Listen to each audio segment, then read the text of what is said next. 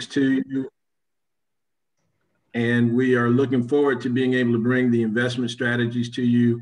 And it's so great to have colleagues that I know have worked all day at VyStar that are still joining us tonight because of the importance of this in the future relationship. And, when I reached out to Brother Savius to first bring this, he embraced it because this is what he has been envisioning for a while. So I want to give kudos to Brother Savius for bringing this to fruition, because you can have a vision and you can have a dream, but it takes somebody to put the work in to make it happen. And he has been tediously working through this along with the other members of the Bigger, Better Business Committee of Gamma Delta Sigma. Last remark I will say is sit back, listen, gather information, and then please share it. Please share it again with your community so that we can bring them in on Saturday as we celebrate Juneteenth, which is now officially going to become a holiday, the 12th federal holiday.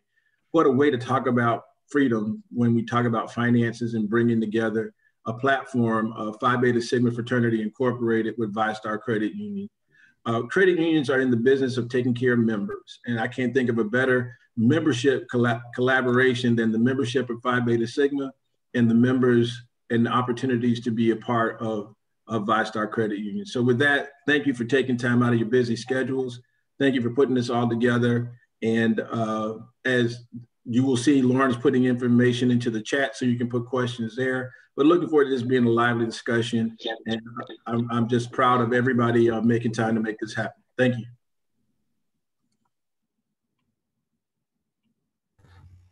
Thank you, Brother Braswell. Right now, what I'm going to do is go ahead and turn it over to VyStar, so that way we could go ahead and get the program started. I'm going to turn it over to Miss Lauren Schultz. She will go ahead and introduce the rest of the VyStar team. Miss Lauren, Miss Schultz. Thanks, James. Thank you, Allie, and thank all of you for having us here tonight and taking time out of your schedule and out of your evening to let us bring you this information. Again, my name is Lauren Schultz. I'm the Business Development Specialist with our Investment Services team at VyStar.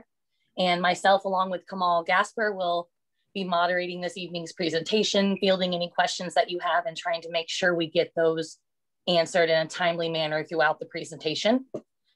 Tonight, we will focus on building your investment strategy, putting a plan in place to identify your goals and set measurable steps to achieve that goal. Even though this is a presentation about long-term investing, we want to make sure that we get any questions that come up answered. So if it is somewhat off topic, you feel, if it's about banking in general or lending or credit, budgeting, any of that, don't hesitate. Reach out, submit a question in the chat box, or just unmute yourself if there's a moment of pause. The panelists are going to go over investment vehicles, risk versus reward, rule of 72, and several other topics during the presentation. With all that said, I would like to go ahead and introduce our VyStar team here tonight. And then I will introduce the investment services panelists that will be delivering the content to you. First, we have Kamal Gasper. He's our VyStar at Work program manager. He's been working in financial services for over 12 years and joined our VyStar team back in 2019. Kamal, would you like to tell everybody a little bit about the VyStar at Work program and what you do at VyStar? Yeah, sure. Thank you, Lauren. So again, like she said, Kamal Gasper, VyStar at Work program manager. Thank you, brothers, for having VyStar join. The easiest way to describe my role is we take the credit union to schools, nonprofits, and employers, and we talk about the credit union movement. We help people reach their financial dreams. So basically doing what we're doing tonight by taking VyStar in the community. So we hope to work with your organizations, so maybe where you work or where you volunteer outside of this organization, and really trying to create that impact as we have done the budgeting presentation a couple months ago, and now we're in the investment presentation and just really showcasing all that VyStar could do to help you and your community and our communities, and maybe individuals that you come in contact on a daily basis with financial wellness. And that's all I had, Lauren. I think I'm passing it to Sharif, who's going next. I believe so. Sharif is going to introduce himself next. Sure. Yeah. Take it away, Sharif. Absolutely. Can everyone hear me and see me? Yes, sir. We can. Yes, sir. Perfect. Well, good evening, everyone. Thank you for this second opportunity to be here with such a amazing group of panelists, and also the Brothers of Phi Beta Sigma Fraternity Incorporated. My name is Sharif White. I am one of the assistant branch managers here at VyStar Credit Union, and also, been a part of the VyStar Work Program alongside Kamal for about, I think, 2 years now. I've been in the VyStar Work Program for about 2018, 2019. So really excited to be back.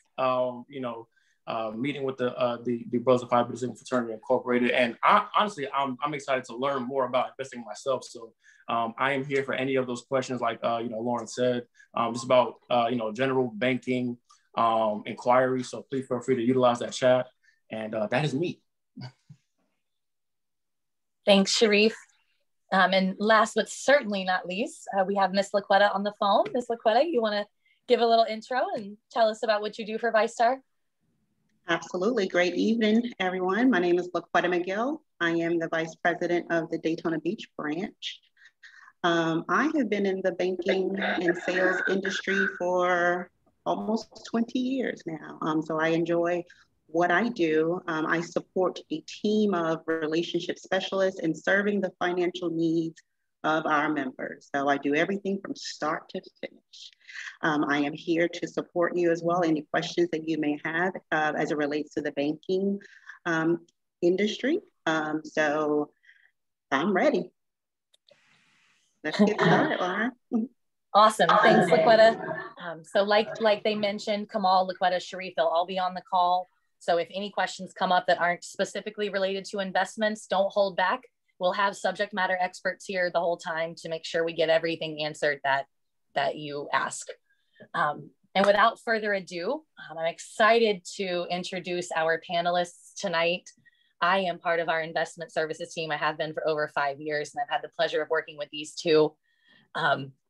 Tonight, we have Edwin Cunningham and Eddie Montalvo, who will be presenting the information to you guys. Edwin's been with VyStar for 15 years and with investment services for 10 of those years. He serves our Eagle Harbor, Green Cove, and Palatka communities. Edwin, thanks for being here tonight. Tell us a little bit more about yourself and your approach to financial planning. Yeah, for sure. I think doing this job at VyStar Credit Union is such an awesome opportunity. Even things like this, being able to speak to you guys about things we're so excited about. VyStar has obviously made some really big strides lately with expansion. It's been an amazing place to be. But opportunities like this to sit with you guys and answer questions are what we're all about.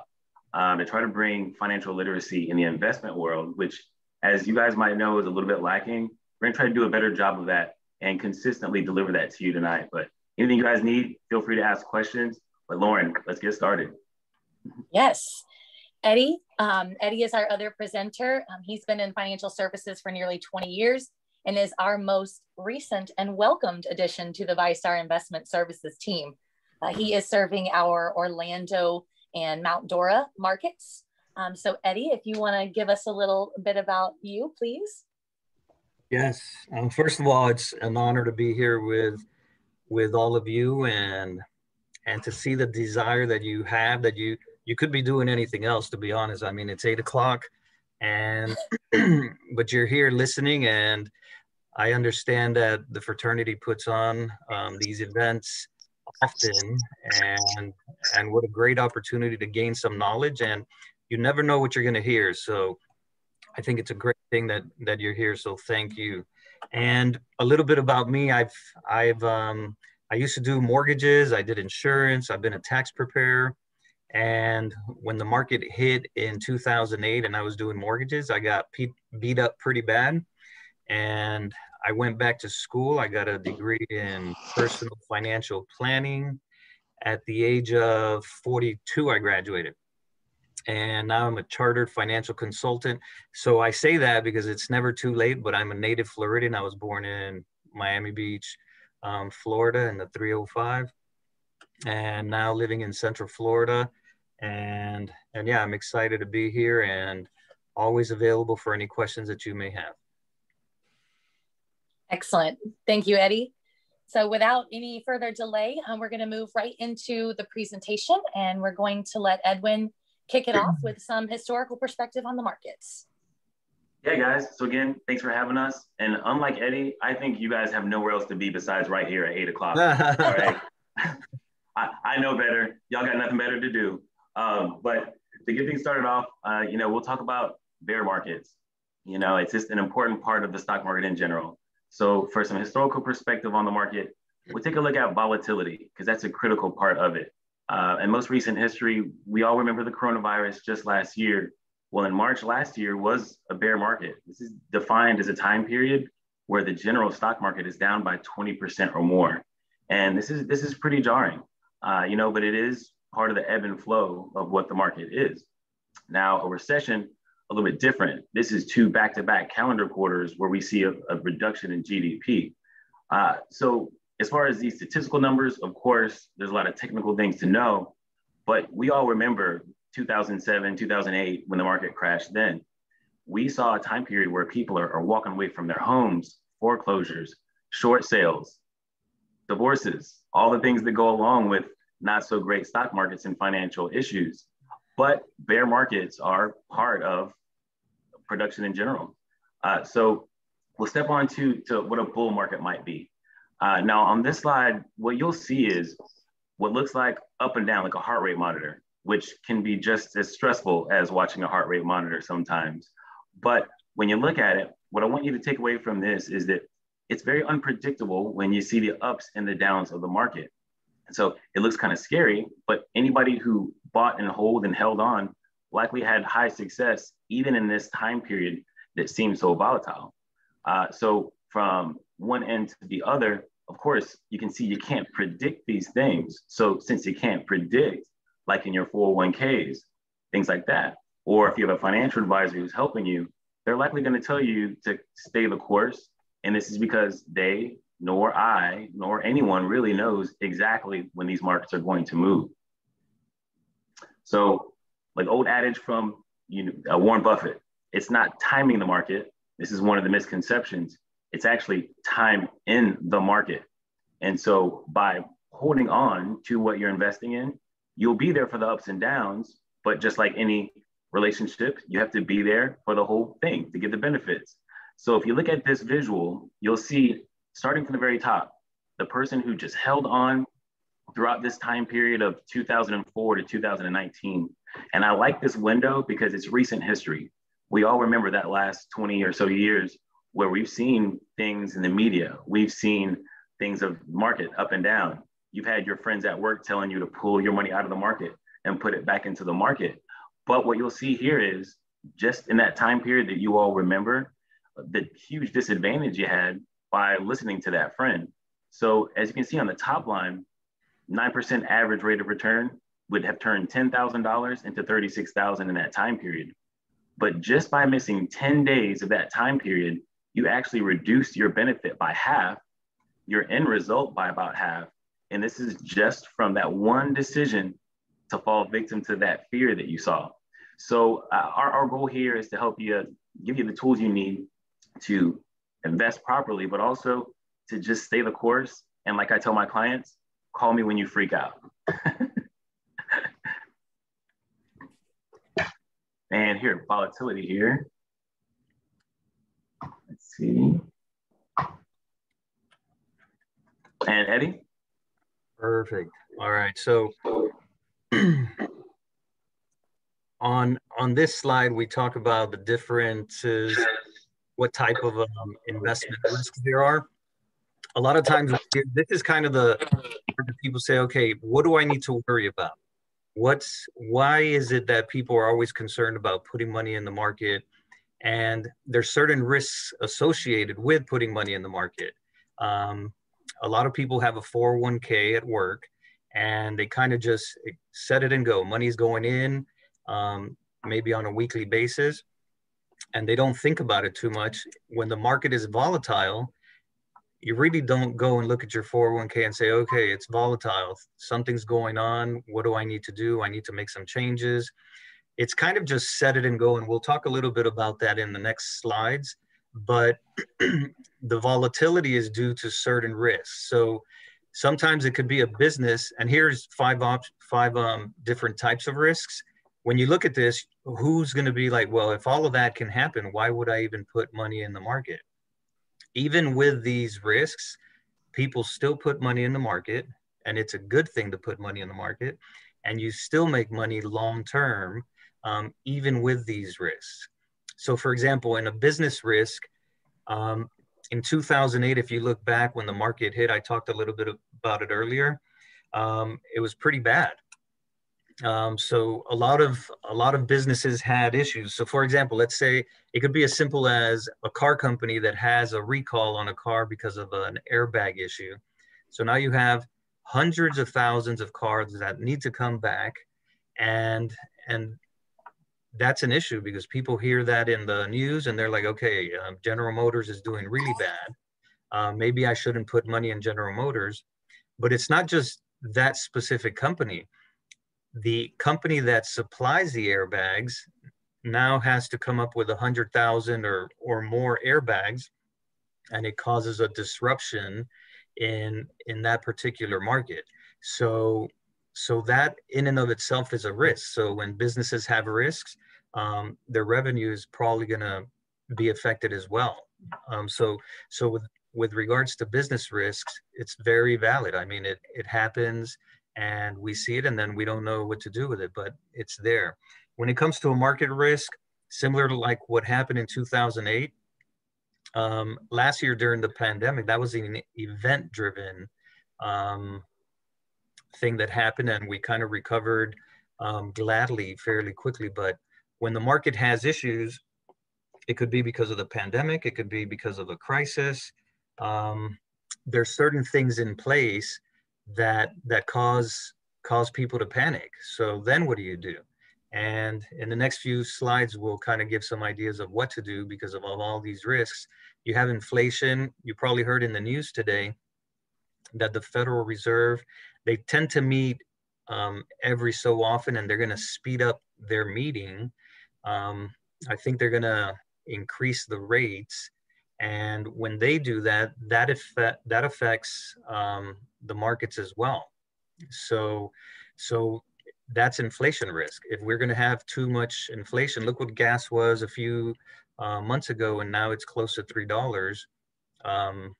That could be an inflation risk, and that risk causes volatility in the market. And then you have interest rate risks, similar to what the Feds might do. If they increase the rate, then that causes an issue with people that have a bond, because somebody is going to say, well, I want to take my money somewhere else because I'm going to make more interest because the rate is higher. And then those that had the lower interest, they're kind of stuck with a cheaper bond. So that's an issue as well. And then on the international scale, if you have a 401k, you probably own some international. Maybe, depends. Not everyone does, but international, if you think of it, I don't know how many of you have a Samsung phone. I do. You can't buy Samsung stock in the USA, right? Because that's a Korean company. So that would be an international stock. Why would somebody want an international stock? Because Samsung is really good. If you own it, why would you not want the stock? But it's difficult to get in the US because it is an international stock. Doesn't mean that it's not a good company. We all want to invest internationally for some companies, but when there's international volatility, people say, you know what? There's a lot of things going on in China, in Korea, in Russia. Maybe we should not invest so much internationally. And that's something that when you talk to an advisor, they can say, you know, these are the kind of risks that I see, but the companies that you're invested in internationally, you probably are going to be okay because they're not that high risk. But international in and of itself is risky at some cases. But going on to the next slide. Let me see here. So when there is volatility, what do? You know, so most people in a 401k, they kind of leave it and they just keep putting money in. So they were putting money in when it was really good. And then when there's volatility, the pricing might go down. So when you get in when it's down, then you got the same shares for cheaper.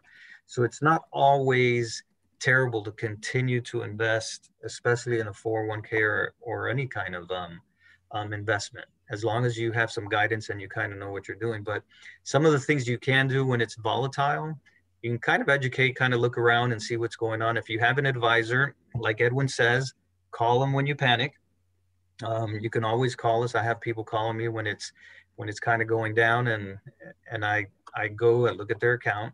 I say, okay, based on what you have, this is why we chose this. You don't need the money right now. This is for the long haul. We don't know when there's going to be a recovery, but do you need this next month or in a year? And then the particular person I'm thinking of, he said, no, I don't need it for a long time. So you can kind of wait for it to recover if you want to, but you look at the balance of your statement, you look at where you're invested at, you look at what everything is doing, and you can kind of assess it. Most people, if you're self-directed and you're doing it yourself, which you can, I'll talk about that a little bit later. If you're self-directed, you're taking care of it on your own. You have to figure out if you're doing good or not, and you have to make the changes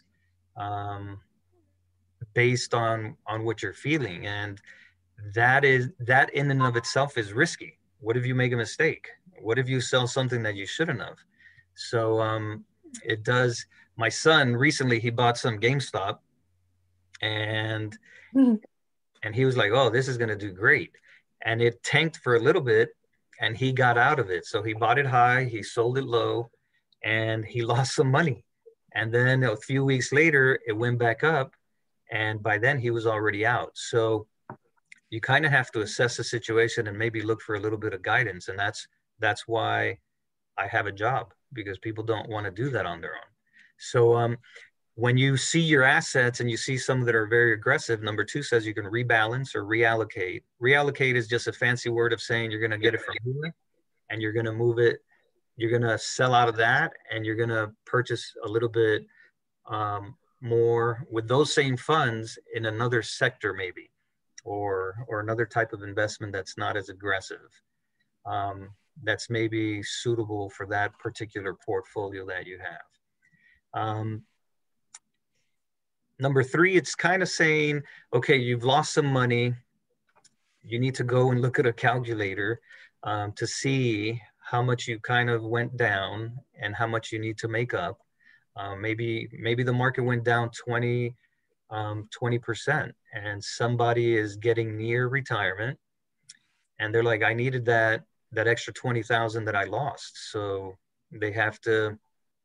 sometimes they have to say, well, I have to work a little bit more. And sometimes they say, okay, if I invest an extra X amount, I'll recover from the down market. Of course, somebody that's close to retirement, they probably, depending, it always depends. They might not want to be in such risky investments unless they're an aggressive investor. And Edwin's going to talk a little bit about that. So you want to save more to make up any time.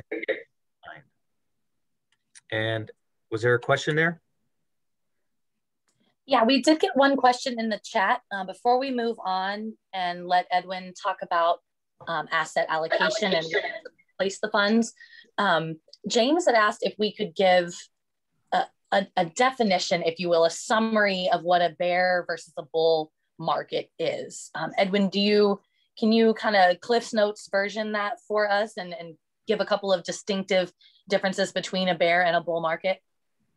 Yeah, so, the general thought is for a bear market, just think of it as a down market. So there's definitions to these things. But for what you need to know, I would say, when you hear the term bull market, it's associated with a very positive market where you've seen a positive uptick of the S&P or the general stock market. You might hear this a lot on TV, the Dow Jones Industrial or the S&P 500, technical terms that Eddie and I deal with every day. But what you need to know is the S&P 500, I would kind of consider it to be a barometer as to how the United States is doing. It's a running average of the top 500 largest companies based out of the United States. So it's I would say an extremely accurate example as to what is the United States doing. So if the top 500 largest companies, all of them at the same time, have an average that's moving, you can determine the general how the United States is doing on a day or a week or a month. So by measuring the ups and the downs, we can say it's gone up by a certain amount that we can say this is a bull market, it's a positive market.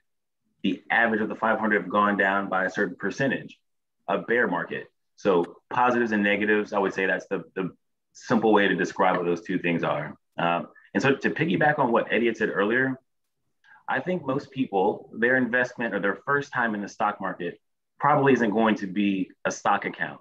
It's probably not going to be anything other than the one that your job put you in, whether you knew it or not, which is a 401k. So it makes it relatable for all of us, but it also makes it probably the most important investment that you're going to have. So as far as the decision-making on allocations and the things that Eddie was talking about, important subjects. Now, as advisors, we help all of our clients out with these subjects individually and personally. But from a legal standpoint, your employer plan, your 401k, will have help for you to make these decisions. So you're not going to be on an island. You don't have to decide all the decisions. Your 401k will have an entity or somebody you can speak to help you make your investment mix appropriate for what you're trying to do. In most cases, they even have these investment options called target date funds or retirement date funds. Basically, it gives a year where your projected retirement date in the future is, and they invest your money for you. They diversify, allocate it for you in a way that is more aggressive as you're younger, but as you get closer to that date, it gets more conservative to help protect you from what Eddie described of being overexposed at the end of your career or underexposed in the beginning of your career. So very important stuff there. Do not be afraid of your 401ks. There's always going to be, somebody can speak to in your 401k. They can help you out with making sure that it's invested the right way. That's VyStar people and wherever you are. So I wanted to quickly touch on that because 401ks are just so critically important. So anyway, my next slide was. Yeah, that's a great segue. So we're moving right into asset allocation where we actually put the money that we've saved to invest. So that leads right into it. So please. Yeah. So to help you become a more effective investor, so effective by things we've talked about already, asset allocation, diversification, staying the course, not freaking out. And like Eddie said, if you have a problem with your 401k, you just call Eddie. If you're afraid, we'll put his number at the end. But to help you become a more effective investor, you kind of need to understand what asset allocation is and why it's so important as you build or review your portfolio. Again, if you're not sure how to do that, your 401k will allow you some help. But if you need personal help, that's where I think almost everyone needs to have a financial advisor. So in this section of the presentation, I'll cover some of the tools that'll enable you to put asset allocation to work for you. We'll look at the concept of diversification, a key component like we've talked about already. And then we'll look at the action steps to constructing a portfolio, kind of like what Eddie and I would be doing for you, but it's good to know these things on your own. So on the next slide here, we have here. So again, asset allocation in a nutshell. You've all heard this term before, that blue quote, don't put all your eggs in one basket. So diversification is utilizing the different options in your 401k. And again, I can't make this point more intense enough. You're going to have help. Do not freak out about this. But the concept is diversification. So categories, and you've seen these before. Maybe it's international, small cap, representing smaller companies, higher risk, but potentially more reward, middle cap, larger than small cap, and then large cap. Large cap, small cap, medium cap, international. These are they tend to be the general categories you see in 401ks. If these are things you're comfortable with, use these tools to put together a mix that's good for you. But if you ever need help, again, your 401k can help you. So why is this process so important? It's a critical step in putting together your retirement savings portfolio so that your savings have the potential to grow over time, provide a secure financial future, because that's what this is all about. It's about getting from this point to that point, and how can you get there successfully. All the tools we talked about, we can give you more details on in the Q&A later. Just know that that's what we do for our personal selves. It's the advice we give our clients, and critically important to get them from point A to point B. And so in the next slide here, so I'll let Eddie get into kind of the details of different types of investment vehicles. There's a lot out there, stocks, mutual funds, those type of things. But I'll let Eddie talk to you a little bit more about mutual funds first. Yeah. So we've talked a lot about 401ks. I think Edwin and I, we meet with hundreds of people, and as they're getting close to retirement, they have a 401k. They were just putting money into it. And by the end of it, they stress throughout the time, maybe 10, 15, 20 years, whatever it may be. But at the end of it, when they're ready to retire and they have 100,000 or 200,000 or 300, whatever that number may be, they just did it slowly. They didn't, when they first started with that first dollar, they probably didn't say this is going to turn out to be $300,000. So it's just a slow game. It's kind of like watching paint dry. You watch the market every day, you're going to have a headache. It's not fun. We do it because we have to. I want to see what's going on if I'm going to anticipate any problems, but you have to like it. So in talking about a 401k, most investments in a 401k, let's say you put in $100 a week, you're probably going to buy a mutual fund. 401ks employers, they have a fiduciary responsibility to make sure that they don't let you invest in Bitcoin. They're probably not going to let you buy GameStop or Apple on their own, because that's very risky. So they choose certain mutual funds, and those mutual funds are kind of what you have to choose from. And they don't let you choose from the thousands of mutual funds that are available. They kind of narrow it down and they say, okay, this is safe. We're not going to let people go crazy with their investments in their 401k. What if they lose it all before they retire?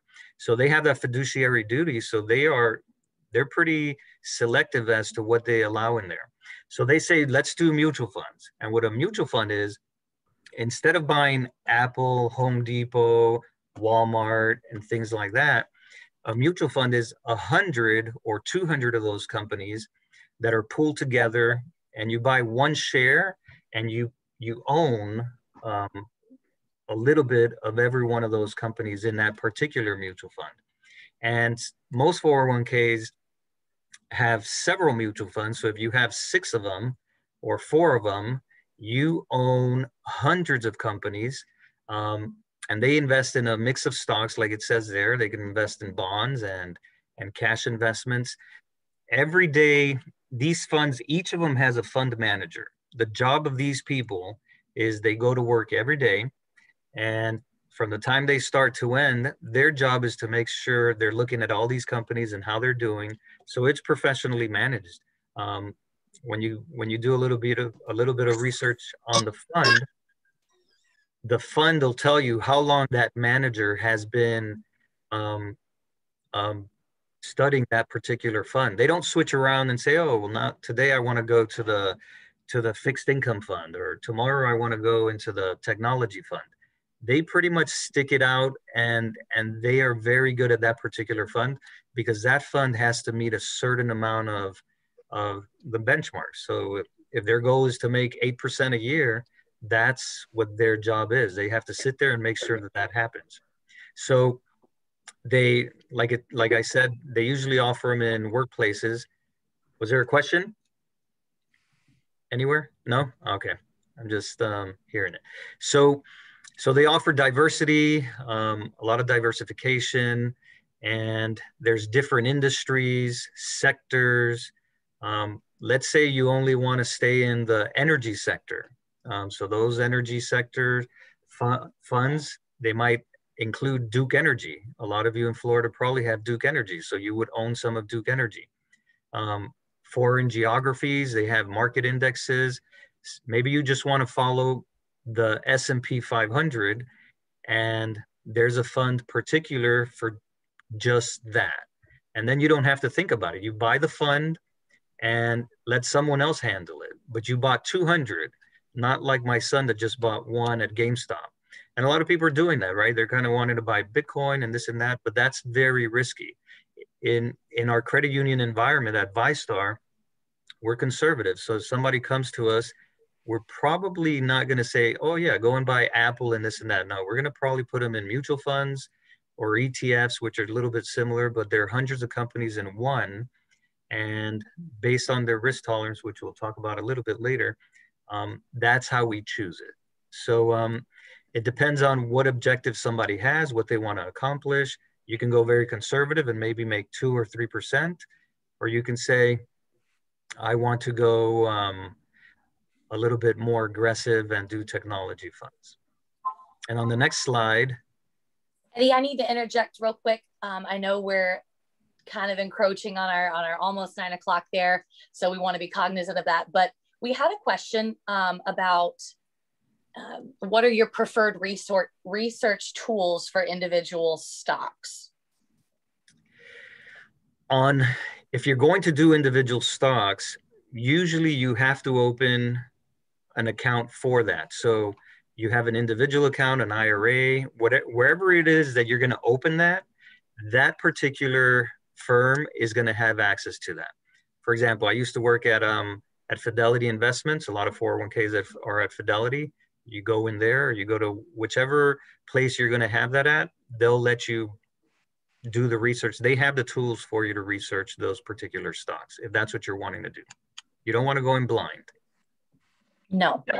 Nope. And there are also some internet resources as well, you know, Yahoo Finance and some more reliable resources that if you don't necessarily have a brokerage or an investment account opened, that you're able to go in and type in names of companies or industries that you're interested in and pull up information on those. So yes, all companies that you open accounts with have typically very, very excellent research tools for you to use, but there are some out there in the general Internet of Things. Google. So Try yes. Google.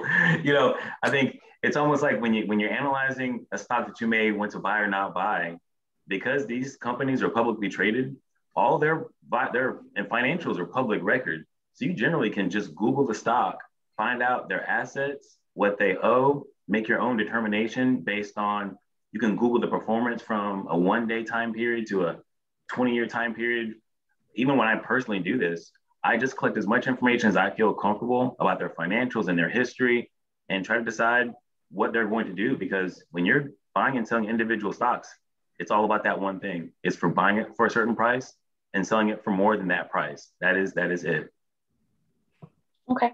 Well, we've got a few questions rolling in, but I say given the time, let's jump back into the presentation and at least try to get through these last few slides, and then we'll have some time at the end to get through the questions. So we're going to transition right back into risk versus reward. If we can try to stick to the time frame, that'd be awesome, guys. I know you're passionate about this and we appreciate it. So and Lauren, this is James. Just want to let you know we are okay if it goes over a little bit after 9, so we're good on time. Okay, good. We just want to respect everybody's time. So yes, you're fine. Perfect. I was going to say, I think James said we had 4 hours. I don't. No. Again, we already determined they have nothing better to do, and neither do we, Eddie. So let's just be real. Let's be real. You're gonna go to sleep when you leave here, Eddie, and so am I. You know you are. I'm still at the office. Look, I'm still in the office. That's a background. Y'all do not be fooled. That is a background he downloaded. I'm in downtown Orlando. So, okay, jumping into this one. Yes. We talked a little bit about mutual funds, and then now we're talking about risk versus return. So let's say you buy Apple, just Apple. And for whoever asked about buying a stock, to have a diversified portfolio, you don't want to just have one stock. In our industry, you have to have at least 20 different stocks to be diversified. And you probably don't want them all to be in technology because that's not diversified. So if you're going to do it yourself, think, okay, I need to figure out which 20 I need to buy. The problem is you have to be looking at all 20 and how they're doing. If they're going up, if they're going down, if one is not doing good, you got to sell out of it. It's a headache. So instead of that, you can look at a mutual fund that probably owns that stock that you want, but then you have others that already come with a package. So here we're looking at, it starts with US Treasury bills, very conservative. If you buy that, that's debt. So you're not going to make as much, but it's very low risk. They say the government pays all their bills, right? So if you buy that, you're probably going to make some money, just not a lot. And then it just kind of goes up the ladder where you have intermediate government and corporate bonds, balanced funds, which is a mix between the one below and the one above. And then the large company, US stocks. Think about Walmart. That is a large company, over $10 billion. So that's a large company. The reason they're not as risky is because it's a huge animal. You can't stop a Walmart from functioning. They have too many stores. So their goal is not to grow dramatically and say, oh, in next month, we're going to open up 40 different stores and grow like crazy. That's maybe they do open 40 a month worldwide. But as an example, their goal is not huge growth. And then you have medium company and small company. Small companies, they're a little bit more risky because their goal is to jump quick. And in that jump, there's volatility, and in that volatility, there's risk. So when you want to take on and you say, well, what kind of risk investor am I, which I believe Edwin's going to speak to a little bit, you want to take that into account and say, well, is it worth me risking and buying just Apple for the return I'm going to get? Or do I want to get something less risky and maybe not make a lot, but I know I'm going to get it every year? So that's the kind of risk versus return dilemma where people are always like, well, which one should I do? You can always change it. If you buy the very conservative one, you can later say, okay, I'm going to go and now buy more aggressive funds. So nothing is set in stone for life. You could make changes in the type of investment that you have. Yeah, and I'll jump in there too and say, so on the next slide here, it's how do you feel about risk? Generally, people don't want risk. But when it comes to the stock market and it comes to either the stocks you're buying or the way you're investing your 401k, the more risky you're going to be will likely end in a better result. So how should you invest, or how do you allocate, and how do you diversify? It needs to be based on what your goals might be. That could be how far you are from retirement. Obviously, if you're younger, you've got more time between now and retirement. You can afford to be a little bit more risky because you can make that back. You saw that gauge earlier, that graph that showed the market going up and down, up and down. Well, the more time you have, the more tolerance you can have for going through those cycles. But to assess your risk, there are so many risk tools. I use them for each person I sit down with, kind of outside of the scope of this meeting, but there are tools that I use to very quickly assess the amount of risk a person can take, and therefore affects my recommendation. Same strategies you could use. There's even a tool that we have, an asset allocation flyer we have with LPO. They can help you out with assessing your risk, but there are many of them that are out there. But very key, important there as far as figuring that out. So how much will you need? The general thought in the next slide, it actually talks about in your retirement, I say, do I have enough? Many people don't know the answer to this question. I meet people that are 30 years old that don't know. I scarily meet people that are sometimes 60 years old and don't know if they're ready for retirement. So the general consensus is that you need about 75 to 100% of your current income in retirement. That means that whatever you invested in, however you invested during that time period, will determine not just how close you get to that target. It's going to determine how you live. It's going to determine if you're going to be going to McDonald's or if you're Ruth Chrising it up with your wife. You know, these are the differences in how you invest. And so guys like me and Eddie, we will come to people that we see in 401ks and say, if you just put 2% more in, it's going to make a big difference, because we're looking at the cycles, the ups and the downs. we know if we can get you to put in 3 or 4 more % in your 401k over time, that can make the difference of hundreds of thousands of dollars, which can get you closer to that retirement target. So in the very next slide here, we talk about how long will your money last. You know, another consideration is just longevity. We know how much income you're going to need in relation to what you make now based on your lifestyle, but how long is going to last? So how long you expect to live? Some of you guys, you know, 100, 120 years old, just kidding. Your wife's going to outlive you. But how long you expect to live will depend on your family history and health and things of that nature, your lifestyle. So you might live 5 years in retirement, hopefully not. You might live 30 or 40 years in retirement. Life expectancies are getting very, very long. So you don't want to outlive your money, which gives more legs to investing as aggressively as you can to get to that point, whether it's personal or in a 401k. So in the next slide here, really a key important point, a hot button right now is inflation. I don't know if you guys heard, we printed a couple of stimulus, some money there for stimulus packages. I don't know if you guys knew anything about that, a couple of stimulus, but these kind of things are one of many factors that affect inflation. And herein lies one of the most important components of retirement planning. It's not just, do you have enough to live, or how long will you live? The longer you live, the more expensive things are going to get. So in this example right here in the slide, you see a gallon of milk in 1990 cost $2.78. But today it costs $3.35. But let's skip right down to the one that is going to all hit us the most, cars. So 1990, you buy a car that costs $16,950. I'm going to guess that's probably 1990. Maybe that's like a luxury car almost, you know, like a high-end mid-line luxury car, like a Lexus maybe. And then you go to 2020 and that same car costs $33,000. So the price of that car is doubled. Now, based on what inflation is, the same car, it didn't get any better, but in 2050, that same car is projected to cost about $80,000. That's right. That Honda Accord that you're driving is going to cost 80 grand in 2050. So when you're looking at this thing as a worker, it's not so scary. But you can imagine if you're 70 years old and you live to 90, you're going to live long enough to see these changes happen. And do you have enough to get through that time period?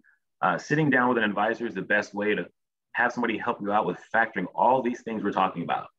Risk, how to diversify, how to allocate. Are you prepared? We're going to calculate inflation for you. But these are things just to know that are basics of how we do this. On the very next slide, we've all heard time is money. Time is money. So the rule of 72, I think I've heard this even before I worked in financial services from every teacher I ever had. It's just a simple way of trying to describe a simple way to show how money doubles and how long it'll take. So how much risk would you take? You could put your money into a 5-year CD at VyStar Credit Union. And by that math, that money will double in 72 years. But the more aggressive you are, as you can see by the slide here, if you expect a rate of return of 8%, by that math, it'll take 9 years. So 9 years at 8% to double. It's just to give you a gauge of reference as to how you invest, and also that it's not so much just trying to buy GameStop and Bitcoin right now. It's having a strategy that has longevity where you commit to this thing for a long period of time. And having been at the credit union 15 years and been blessed enough to touch hundreds and hundreds of people and assess their risk and assess their positioning, I can tell you the most consistent people I see that are successful are ones that keep their expenses low, but commit to that 401k and commit to their investments with their advisors and commit to the idea of long-term investing. So these are just the probably the most basic concepts, but believe it or not, they're critically important for us advising and for you as customers. And see, and the next slide, oh, this is use, diversification. Sorry, Eddie. Oh, that was good. That was good. You know, the rule of 72, I love it. That's one of my favorite things of teaching people, because sometimes you look at it and you say, well, let's say I'll say, if you give me $100 in 10 years, I'm going to give you $200. Nobody would take me up on that offer. because it takes too long to do that. But the rule of 7, and at 10 years, that's a 7.2% return. But let's say Phi Beta Sigma started in 1914, right? Let's say somebody would have put in $1,000 in 1914, which was a lot of money. It would have doubled 10 times. So the $1,000, whatever it earned in 10 years at 7.2%, so in 1924, that $1,000 would have been $2,000. So now you're making money on the extra 1,000 that you just made, and that's the compounding that's beautiful. So $1,000 in 1914 at 7.2%, which is moderate. In 2014, you would have $562,000. So you say, where did all the other money come from? And that's the beauty of compounding and investing. But you want to diversify. You kind of want to look at it. And I'll kind of do this one real quick. There's a few questions on here that kind of tie up to this, and I think we're going to go over those in the Q&A. But thanks for asking. Keep asking more. We'll touch on all of them. I saw the cryptocurrency one.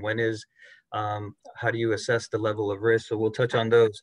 But a quick comment on diversification is the best way to explain it is think of the guy that invented the lifesaver, that little mint. It started as a mint, and then I think the guy's name is Crane, and he just started with that one.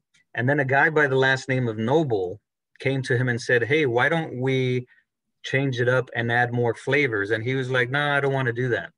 So a few years later, he sold the company to Noble for, I think, $3,000. And Noble said, okay, we're going to change it up and we're going to do a bunch of other flavors. And that ended up being $1 billion company. So that's kind of the thing about diversification. And that's why you see the three little lifesavers in the middle. But you don't want to overlap the same kind of investment in different things. You want to add different asset classes. This kind of terminology, it just kind of telling you, just don't put everything in one basket. Don't put everything just in technology. You want to be well balanced, and then you want to review it at least yearly or every 6 months, and just keep on top of it. You have to. Let's go to the next one. So on this one here, we're talking about, do I want to do it myself or do I want somebody to do it for me? So you kind of want to mix and match. One of the questions was, what are your thoughts on investing in apps like Robinhood and Acorn? If people want to start off with something like that, with a little bit of money, they're learning, I think it's good. They're kind of getting a feel for how it works. I'll have people say, I put in 100 and I made $200. And some people say I put in 100 and now it's $50. So it just depends, right? But you can do it yourself if you want to. It talks here about a life cycle fund. That's more of a fund that you put it in, and based on your age, as you get older, it'll get more conservative without you doing anything to the fund itself. Similar to a target date fund, if you're going to retire at age in 2045, you buy a target date fund, and as you get closer to that target date fund, it's going to get more conservative for you. So your return's not going to be as high, but it's less risky. And when I worked at Fidelity, a call would come in and I'd talk to the person and I'd say, how are you doing on investment? They're like, well, I'm good. And I see their account, -3%. And I'm like, do you want somebody to help you with that? They're like, no, I got this. The year before it was -5%. So there has to come a time that in any business, you have to know when to cut your losses, and you have to say, okay, I need someone to help me out. And there's different costs associated with what we do to manage it. Mutual funds have those fund managers that we talked about that are looking at that fund every day. They're charging fees. So there's a cost involved in it. It's already included in that, but there's a cost associated to that. If you have a professional investment manager who selects the funds for you and manages your account, similar to what Edwin does, and I do it too, you're going to pay a little bit, but what if we can help you? Because of compliance, we can't say what you're going to make. And I would never tell anyone, hey, you're going to make this much. But what if we can help you, guide you, make a little bit more, even though you had to pay for the service? It could be a good fit for some people.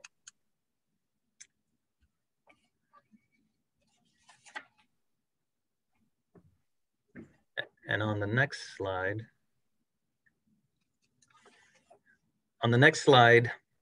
I think this is more of a review. And Edwin, if you want to interject on anything here, but it talks about volatility, and we always say, okay, well, if the market does go down, the problem is nobody has a crystal ball to say, oh, it's going to go back. During the pandemic last year in April, when the market was down, did you say, oh no, this is going to recover by the end of the year? Nobody was saying that. They would be not so wise to try to predict something like that. So, but it recovered, right? In World War II, after World War II, the stocks have always recovered at least 25 months later on average.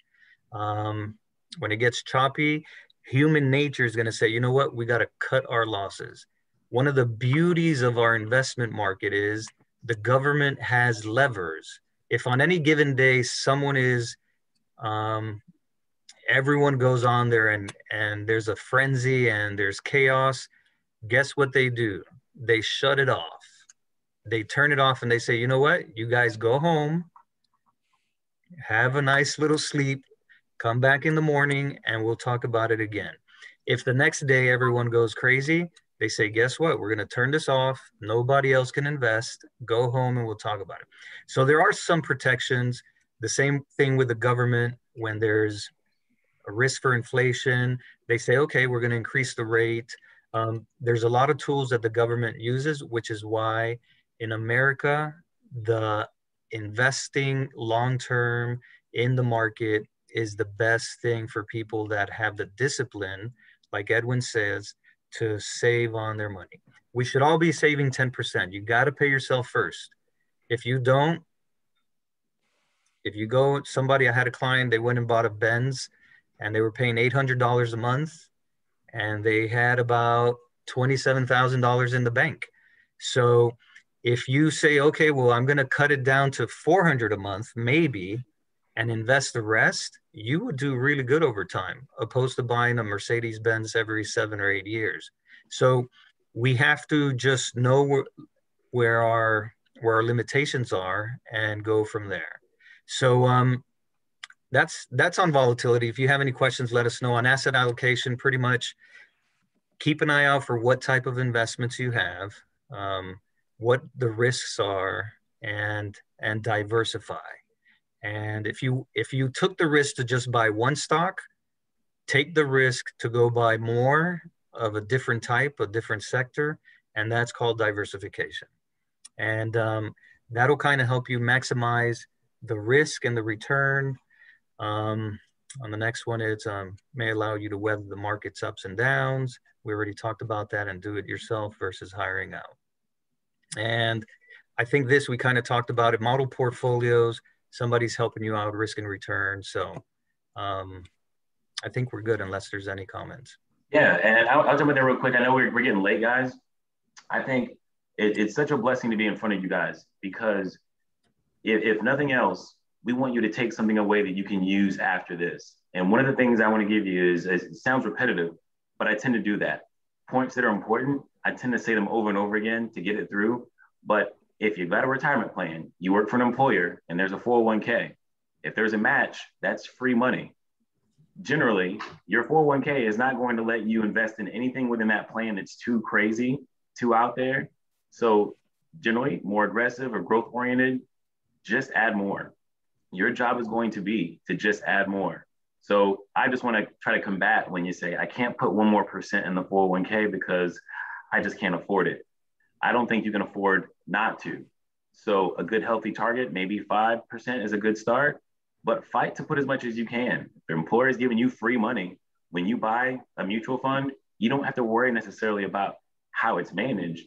Your job is to pick the right mix, utilize the tools of your 401k, call them if you need to and say, hey, I'm this age, this is my goal. They'll help you out with an allocation and then contribute as much as you feel comfortable with the knowledge that the more that you do, the better you'll be. Because frankly, Eddie and I both, we want the same thing. We want you all to get there successfully. And so as far as the trading platforms go, there are so many trading platforms. Most of them are free nowadays, which is the glory of the internet. So whether you have Robinhood, E-Trade, Charles Schwab, TD Ameritrade, whatever you're using, they're generally free. But the difference is going to be the question somebody asked would be the analysis tools they have to help you analyze the stock or the risk of that stock or the mutual fund. So yeah, I know it's kind of late, guys, but that last point I really want to make, because that is a part of financial literacy that I feel like is missing among most Americans. So anyway, that was my little tidbit. Back to you, Eddie. Yeah. I want to roll into some of the questions, guys. Yeah. That was the last slide. So I know we've answered a couple along the way, but I do want to review all of them. The next question in line was from Allie, and it's how do you assess the level of risk to take in the market? Obviously, that answer is going to be different for every person and every goal and every timeline, but give us just a quick overview of some of the points that you look at when you're kind of assessing someone's ability to stomach risk when they're getting into the market. I personally have a tool that I use, and I literally get a different mix of funds and I put them through some of the worst cycles we've ever seen. And I give them a real life example, or give you a real life example based on whatever investment amount you might be working with. So if I say, if you had $10,000 and I show you in 2007, 10,000 goes down to about $6,000 in that 1 year period, and you cringe and you shake and your eyes shake, you probably don't have the risk tolerance for it. So there are many different tools you can use. So there's not one answer for this one, but that's one of the best ways I've found to not just protect them, but protect their future. Because if you're in something too aggressive, just like Eddie said earlier, when that 10,000 goes down to 6,000, you won't make it out of that hole. You'll sell, and you won't make it to today where it's worth over 30,000, because that's how the market has been. So assessing your risk is a tough thing to do. An advisor can always help you out with that. And also there are risk tolerance tests you can use. At VyStar, we utilize a company called LPL Financial. Through us, there are also risk tolerance tests we have as well. And I've sent James a worksheet for all of our attendees, and it was referenced in our slides, but it asks, what kind of investor are you? And part of that worksheet is kind of a self-evaluation on your personality and your emotional feelings towards investing to see where you land on that conservative to aggressive scale. So self-evaluation, self-reflection, understanding where you are and where you're trying to be is important. So we're going to, James has that in his hand, and he's going to make sure that all of you get that so you can kind of have that come to Jesus moment with yourself. It's tough, but it's important. So the next question was, what are your thoughts on investing apps like Robinhood and Acorn? I know we touched on that a bit. And I guess to summarize what you guys already reviewed is there's pros and cons to those types of app. A pro would be it gives access to people that would not otherwise have access to investing, yes, because you can do it in micro increments and you can do it on a systematic basis. But a con would be there's no safety net. There's no one there to help keep the emotions out of investing and help you make the right decision. So yes, you have access. Yes, you can do it incrementally with whatever your budget can afford, but you have no real help and you can make some very risky decisions. Agreed? Agreed. Excellent. The next question was, when should someone speak to a financial advisor? Obviously, another very subjective question depending on the individual and the situation, but any major red flags or any major life events that we see in our line of business that should nudge someone to talk to a financial advisor? I'll jump in there on this one. I won't be too long. I personally think almost anybody of any situation could benefit from speaking to a financial advisor. I know that's not always accessible for everyone. I know for a fact at work, in the 15 years I've been at VyStar, I've sat with people that have $100 in their savings account, And if I find myself in the office with that person, it's a blessing and an opportunity to say, you know what, you might not be able to do anything right now, but I can give you the tools that you might need to get there. Because a lot of times that's what we need. We need help. You know, I wasn't doing this forever. I remember the first person that helped me out with this, and I thank the person so much. I can think of the person now, but it's that one little nudge is what got me interested in financial services. And I didn't have anything to impress them with. But I think because of that, anybody can benefit from it. Some life events that are relatively obvious would be if let's say you lose a family member or you lose somebody, you get an inheritance. You got a large lump sum of money. What do I do with it?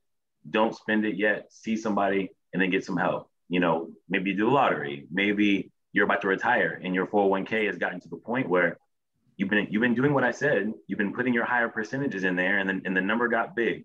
Now you're getting close to retirement and you're like, well, wait a minute, I'm freaking out because the market, that freak out means you need some help. An advisor who's worth their salt can help you out, not just alleviate that stress, can put everything in terms of like what I said, inflation, your future lifestyle, your expenses. So I think all those things are triggering factors that could say, you know what, let me see somebody, not to toot our own horn, but VyStar is the kind of place where you can see a financial advisor at VyStar with not a whole lot of assets. And in some situations, you might just find one sitting in an office that's able to talk to you right there on the spot. So I don't really think it's a bad time for anybody. And just as a little plug, if I may, with your membership to VyStar, you are entitled to a free consultation with a financial advisor like Edwin, like Eddie. A lot of places charge for that. A lot of places have minimum balances that you have to keep to be able to sit down with someone and assess your situation. But with a credit union, we want to bring financial literacy to everybody at every stage of life. So no matter whether you open an account and deposit $5 with us, or you're considering joining the bank, the credit union, you do have that access to a financial professional at no cost to you. So no matter whether you just have a few questions or you want a full-blown financial assessment, take advantage of those resources with us or anywhere that you do your banking. The next question is, love this one. Thoughts on playing the shorting a stock game? You want to do this one, Eddie? I was looking at his at the name, the Big Closer. That's right. Oh, the Big Closer? That's his name? No, the George. Yeah, it was a little. It says the big LeBron. Is that what it says? Big Closer. So here's the thing, George. You're absolutely right. And for everyone else here, people make money on the way up, but there are some people that short a stock and they make money betting that the stock is going to go down in price.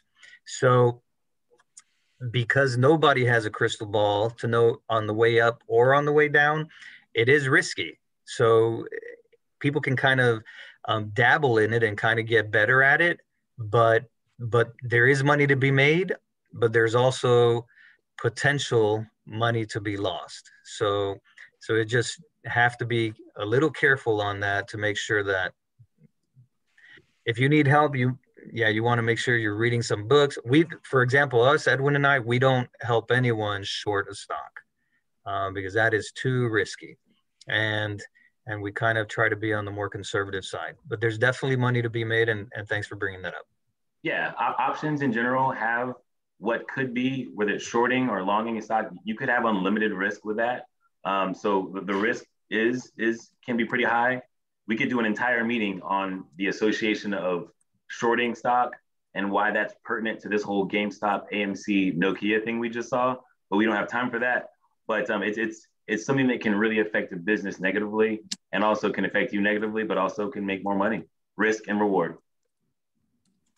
Yeah, shorting stocks is definitely a gamble. I always told clients, don't put anything in shorting stocks or options that you're not willing to lose. So you better be ready to lose that money and willing to lose that money if you're going to walk out on that very thin ledge. So what are your thoughts on cryptocurrency? Another very popular question, trendy cryptocurrency is everywhere, all over the headlines. So, we typically err from avoid investing in trends, but you know, that's why it's a trend, because it's a popular investment vehicle. So Yeah. talk a little bit about that. Well, you know, from what crypto is, so I think you kind of first, without getting in a compliance bind and saying something I'm not allowed to say, I can say that for what it is, it's cryptocurrency. It's an alternative version of currency. That's kind of what it's supposed to be or established to be. But with what's going on with currency in the United States, there's a certain benefit to alternative means of exchange when you realize our dollar can somewhat be manipulated by printing and things of that nature. So the popularity of it, absolutely understood. You know, if you were on the bottom floor of it before, you know, the whole world knew about it, and before there was a Netflix special, you're probably a multimillionaire. But now you're kind of riding a very, very volatile wave of what up and down. Crypto is a kind of currency. There are many different types of cryptos, and people are making new ones every day. So assessing for us, Eddie and I, advising people on something like that, just not going to happen, because the factors of risk are so wild and so hard to predict. You're not likely going to find that, but it doesn't mean you can't make money. But Eddie and I officially cannot support that. Yeah. And if I'll add to that, if you are thinking of doing it, because there's a lot of people that are doing it, right? If you are thinking of doing it, consider how much cash you have, what your overall portfolio is, and put yourself a limit. Say, if you have $10,000, say, I'm not going to put more than 1,000 or 2, whatever amount you feel comfortable with. Just don't put the full 10,000. If you are going to do it anyhow, consider, and that's called allocation, right? So you're going to allocate 1,000 to crypto and the rest of it to a mutual fund, or maybe, so you're going to want to be cautious and not put all your eggs in one basket, like Edwin said earlier. Yeah, it is. A wise man once said, I don't remember the song, but scared money don't make money. So if you're going to do something higher risk like that, just know, I would say play with house money only. That's the only advice I'll give you, is almost categorize crypto in the same areas like options and shorting stock.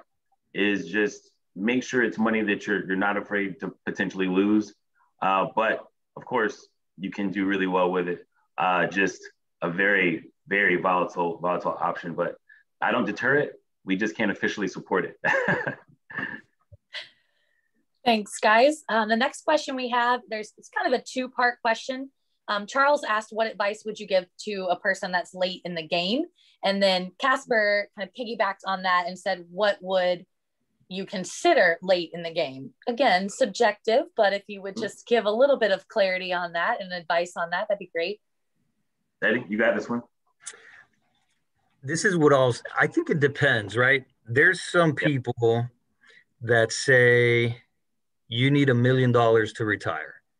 And that is crazy talk, number one, in my opinion. I'll give you an example. A few weeks ago, I talked to somebody. He worked in the as a corrections officer for 30 years. And that's a federal job.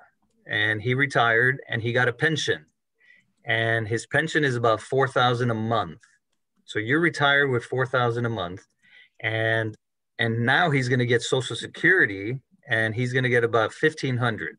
So he's making $5,500 every month for the rest of his life. And he has about $150,000, and he's never going to touch the $150 because he don't need it. His house is paid in full, and he spends less than what he has every month. So even if he had $25,000 in the account, somebody could argue and say, you know what? Although he was late to the game because he didn't have enough, in his case, he doesn't have to stress about not having $1 million because he's going to make it. So it's more goal-based, depending on where you're at. Everyone is different.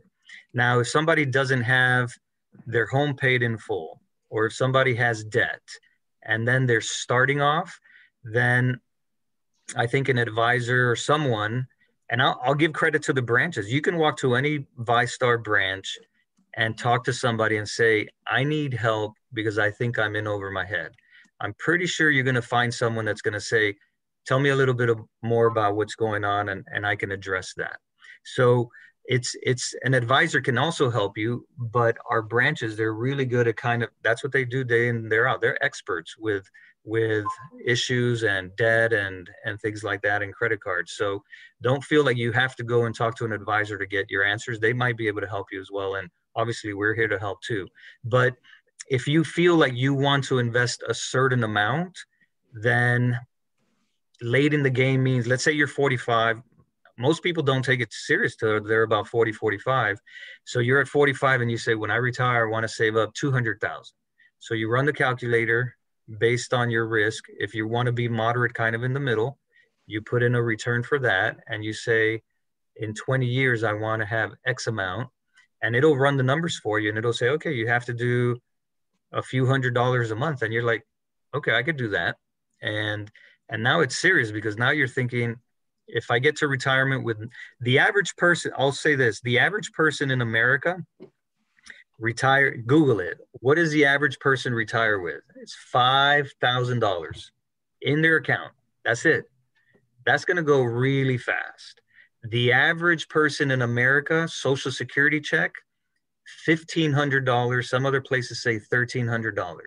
So I don't want to scare anyone, but think about it. Think in the future.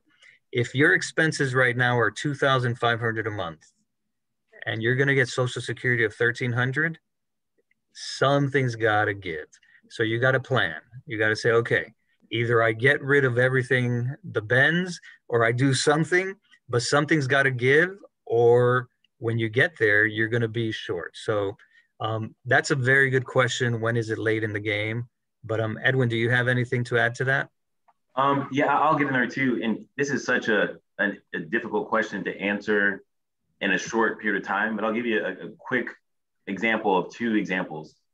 To me, it really depends on your debt, how much you owe, how close to retirement. And one of the things I do as an advisor is, actually, people are surprised by this.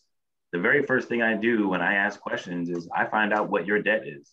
It's like, what does debt have to do with your investments? It has everything to do with your investments, because the example of I work in a very rural area of Florida where people retire with $50,000, no problem. And because maybe they live in a trailer, they have no debt, they have minimal bills. They're like Eddie was saying, your pension or your Social Security is enough to pay all your bills. That person can technically retire just fine with a very minimal amount.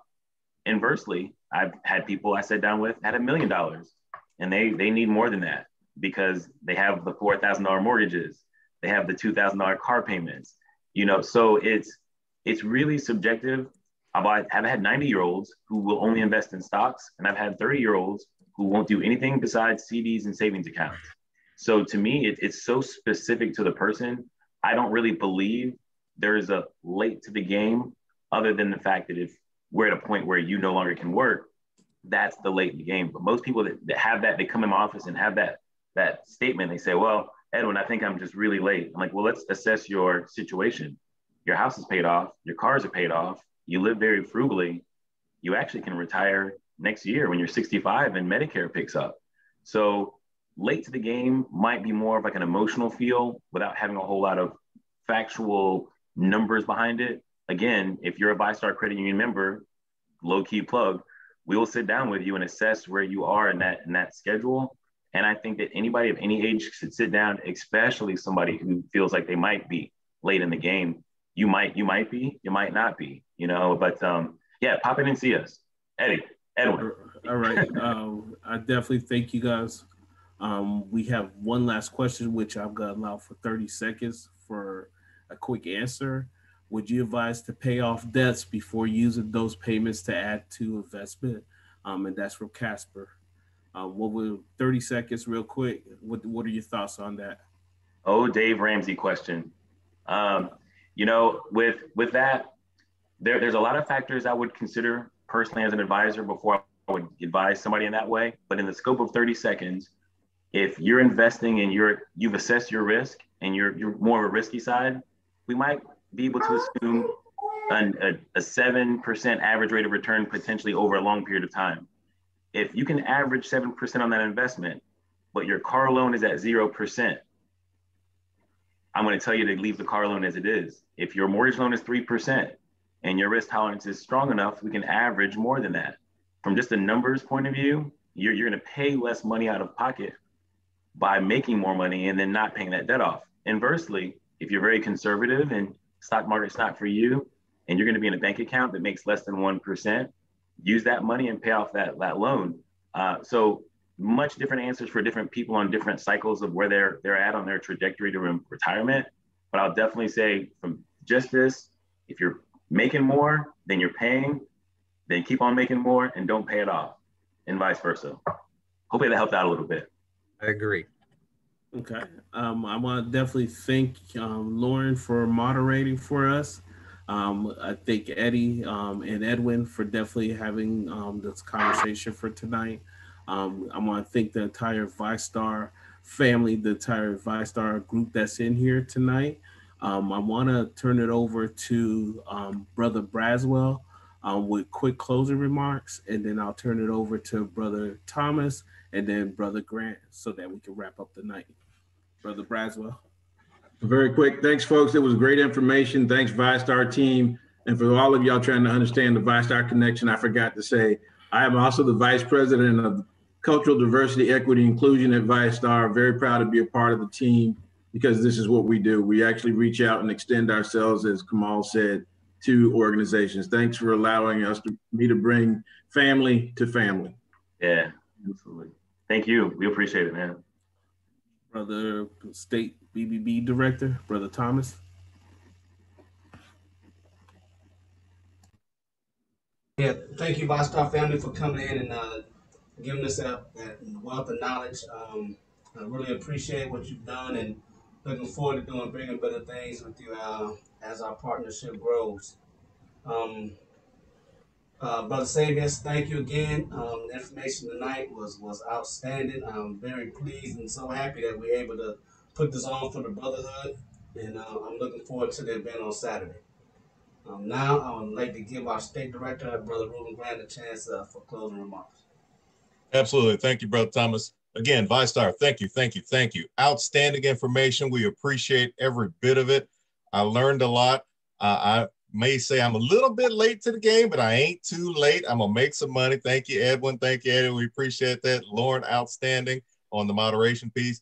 To my GDS brothers, Brother Savius, Brother Braswell, outstanding. We appreciate you all allowing us to kind of piggyback on what you all started. Brother Thomas, thank you for bringing this to our Brotherhood Enrichment Series.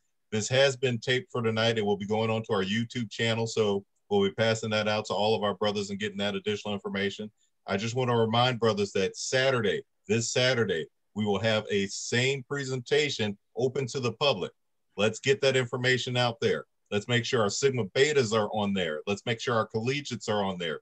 Pass that out to any and everyone that you know. This is valuable information that we need to make sure is getting out to our community. So look forward to that one on Saturday. One last thing, got to throw another plug in there. Yo, Edwin was throwing in plugs all night for VyStar, so I got to throw one in. Okay. Was I? I thought I was smooth with it. It was. Yeah, did you were notice smooth that? with it, but I appreciate it. I tried to the brothers, remember our Sigma Betas, this is the graduation month. We are collecting funds as we are going to be providing $5,000 in scholarships for them. And we're also going to be giving out monetary amounts to each one of our graduates here within the state of Florida. So look to your emails. If there's anything that you can offer up as far as that, very much appreciated. Again, thank everyone for joining us tonight. God bless everybody. Good night.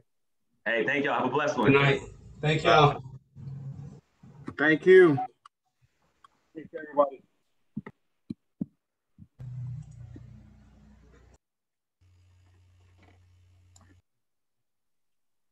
Well, these people jumped off like crazy. Look at that. Look at that. Big Mike, Allie B, Ike, Ben. What's up, sir? Good to see you. Thanks for hosting. And I'm excited. It's just the beginning, bro. It's just the beginning. Absolutely. Somebody, I sent Brother Nimmons the individual invite and link. So I don't know what happened to him. He finally made it on for a hot minute. Oh, was he in there? Okay. Well, gentlemen, again, outstanding job.